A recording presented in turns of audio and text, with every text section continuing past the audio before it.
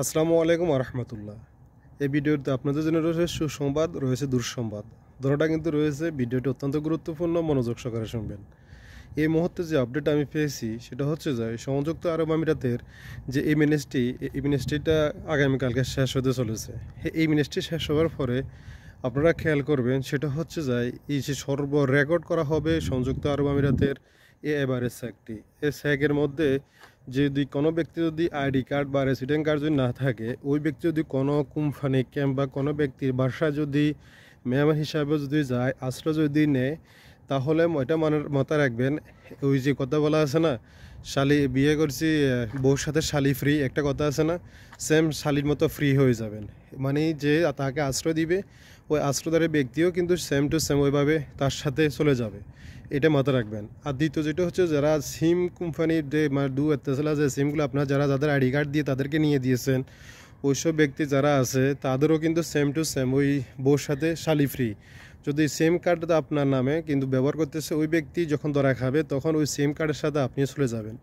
আর 31 তারিখের পর থেকে কিন্তু সিম কার্ড আপডেট দেওয়া হচ্ছে, এবং এই আপডেটের সাথে সবাইকে কিন্তু সিম আপডেট করে নিতে হবে।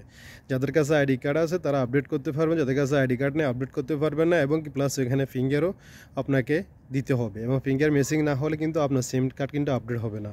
যেহেতু আপনার আইডি কার্ডের সাথে যদি থাকে, তাহলে আপনার অবশ্যই আপনার ফিঙ্গার মিল থাকবে, আর আপনার আইডি কার্ড যদি ঠিক না থাকে ফিঙ্গার ঠিক থাকবে না। এটা হচ্ছে একটা আপডেট। আর একটা আপডেট যেটা সর্বশেষ কথা যেটা হচ্ছে, সেটা হচ্ছে যে আপনারা যারা ভিজিট ভিসার জন্য চিন্তা করতেছেন, এই মুহূর্তে যেটা আমি এখন এই মুহূর্তে যে নিউজটা দেখছি খালিজ টাইমের, সেটা আমি আপনাদেরকে লিঙ্কটা দিয়ে দিব।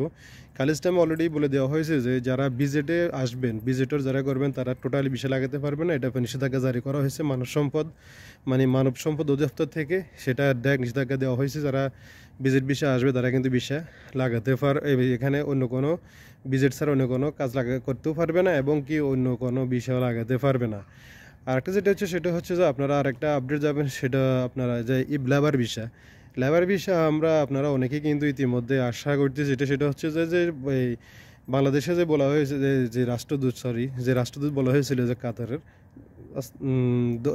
দুবাইয়ের যে রাষ্ট্রদূত বলা হয়েছিল, উনি যে বলেছিলেন ফেব্রুয়ারি এবং জানুয়ারি মাসের মাঝামাঝি সময়ের মধ্যে কিন্তু বিষয়টা কিন্তু চালু হবে। কিন্তু সেটাও কিন্তু চালু হবে, এটা কিন্তু বাস্তবতা রয়েছে। যেহেতু একজন রাষ্ট্রদূত, তার কথা কিন্তু ভ্যালু আছে। এখানে চালুটা হবে কখন, নির্দিষ্ট কোনো ডেট দেওয়া হয় না। কেন দেওয়া হয় নাই?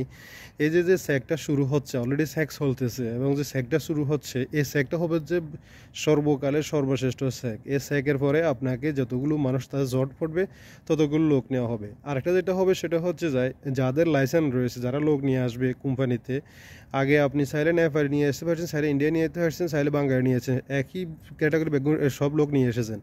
এখন তো সেটা থাকতেছে না। এখন একটা লাইসেন্সের মধ্যে আপনার যদি 10টা কোটা থাকে, 10টা কোটা আপনার বিভিন্ন কান্ট্রিকে ভাগ করে নিয়ে আনতে হবে। শুধু বাঙালি, শুধু নেপালি, শুধু ইন্ডিয়ানি এটা আনতে পারবে না, কিন্তু ভাগ করে আনতে হবে। এটা আপনাকে মাথায় রাখতে হবে। এরকম যারা আছে, যেসব লাইসেন্সের মধ্যে আছে, এরসব লাইসেন্সের মধ্যে কিন্তু বিষয় উঠতেছে, এবং বিষয় কিছু কিন্তু উঠবে। এটা হচ্ছে সর্বশেষ যে নিউজ আপনাদের জন্য, সেটা হচ্ছে যে এটা।